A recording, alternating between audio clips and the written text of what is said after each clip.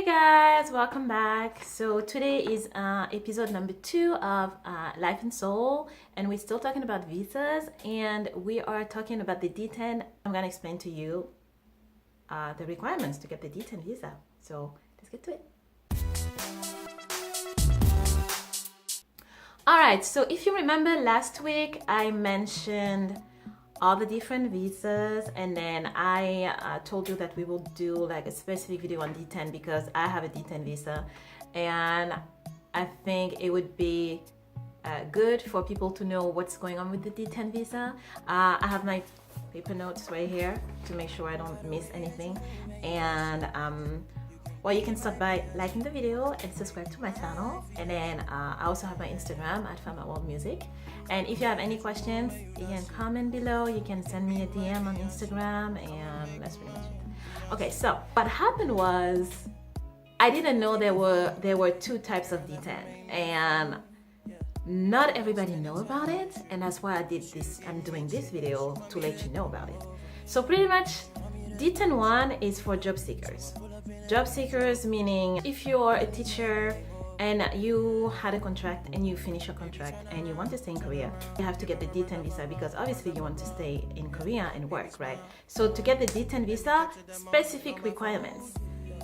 But all those requirements change as of October or November 2018. So these are the new requirements for the D10, and it's much better for everybody. I'm happy that they changed it because it was kind of tricky to get this. So the old version of the D10 was that, well, first of all, you have to have a bachelor degree.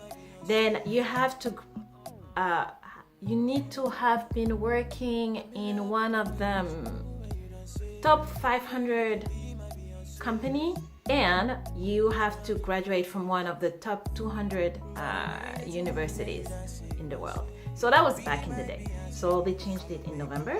So now the new D10 visa is a point system. So Korean visas love the point system.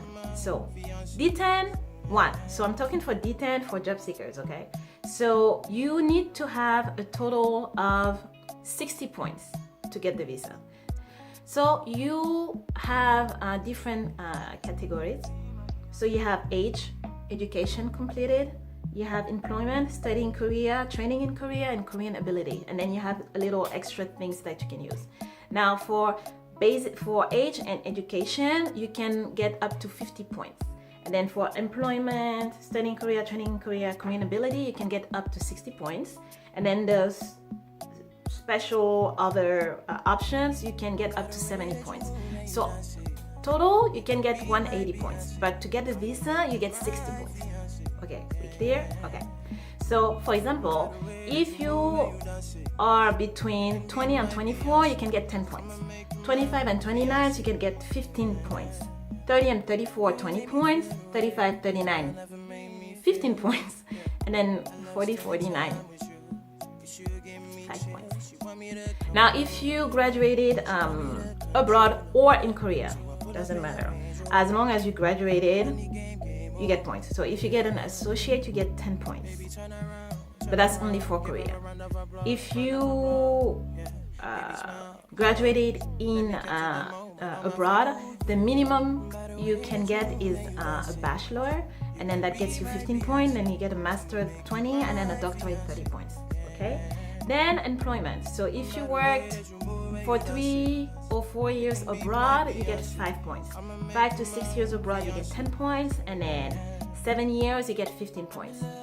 And then if you worked in Korea, it's just the same system. They just changed the year. And then if you studied in Korea, went to a Korean university, and then you got an associate degree, you get 5 points.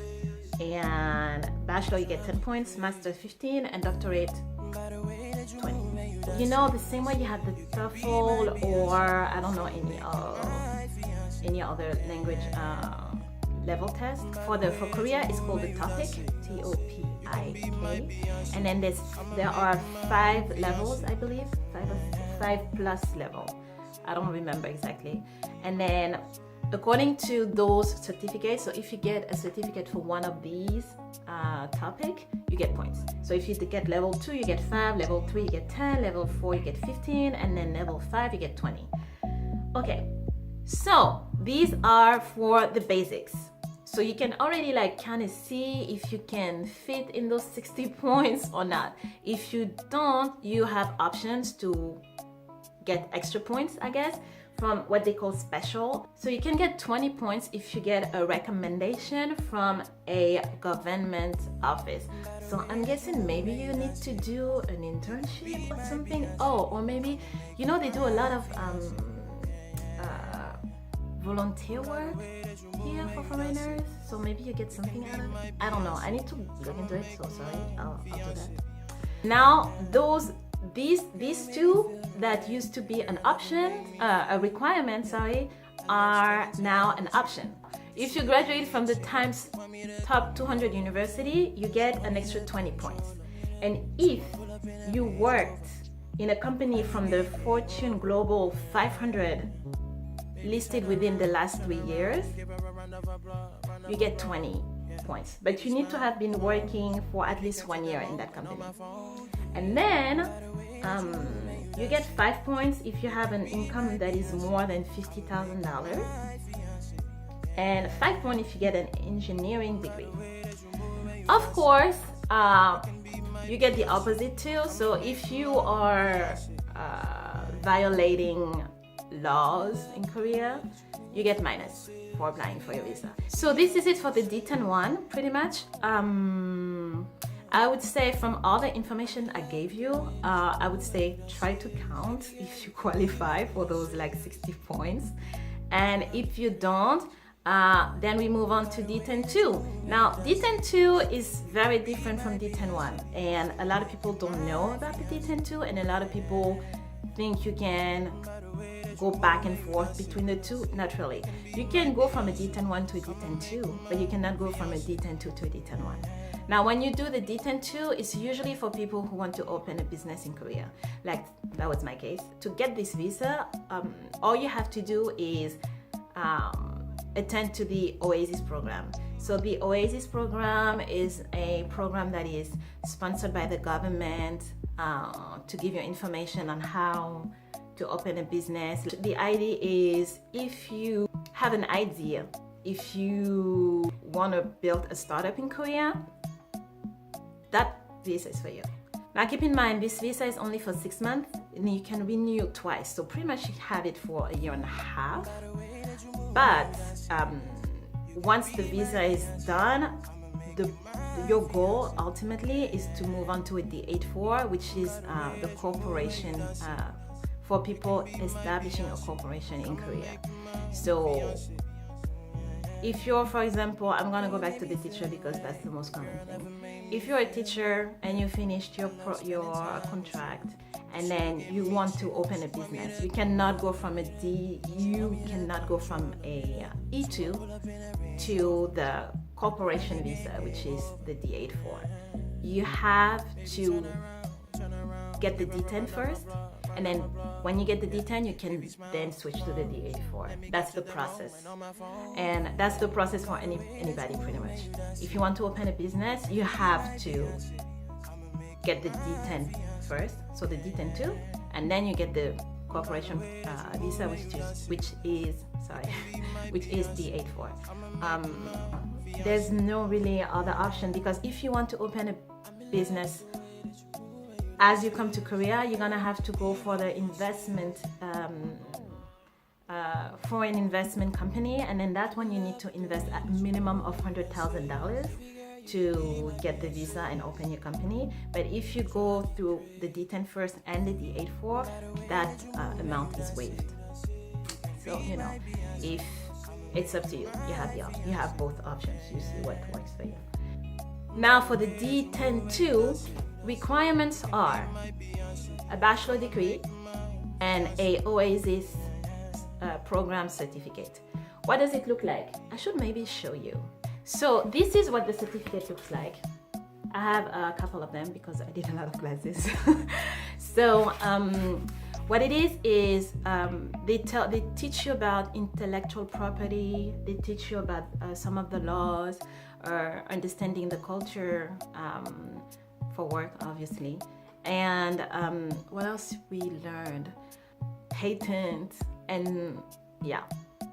I mean, it was interesting, but yeah, we did a lot of it. So okay, so pretty much there are 2 different organizations in Korea doing that, but if you guys want to know more about the Oasis program, you can comment below, and then I'll do a different video for that, because it's a lot of information for Oasis. So since we're just talking about the D10, let's stick to it. Okay, stop. Can you guys see? Okay. So okay, let's sum up. So if you want to apply for the D10 2, which will allow you to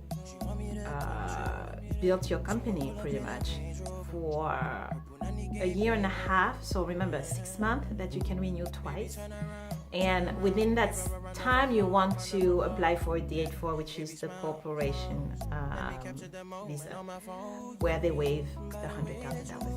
And then so what do you need for that is proof of address, so you can live with someone, or you're renting an apartment, a room, or something, I don't know. Bachelor degree in English or Korean, and your certificate. When you apply, make sure you tell the agent, I'm applying for the D10 2, because I've seen people like doing the Oasis, and then people gave them the D10 1. Don't ask me why, I don't know, but they got the D10 1, and then when they wanted to register their company, they couldn't, because they had a D10 1 and not a D10 2. So they had to switch back to a D10 2. So be very specific, I'm applying for the D10 2. That's it. I hope this video was helpful. I want to say, I hope it was helpful. I wish somebody had done it. Like, I really hope this really helped a lot of people, because like I said, I wish somebody had done a video about it. Like, I would have made my life like so much better. But it's okay, I'm doing it now. So you guys can, you know, take all the information, use it to your however you want it, and I hope like you get your D10. If you want to get a D10, being 1 or 2, doesn't really matter. And next week we'll have a new video about life in Seoul, Korea, and I'll see you guys soon. So make sure to like the video, subscribe, leave me a comment, and bye.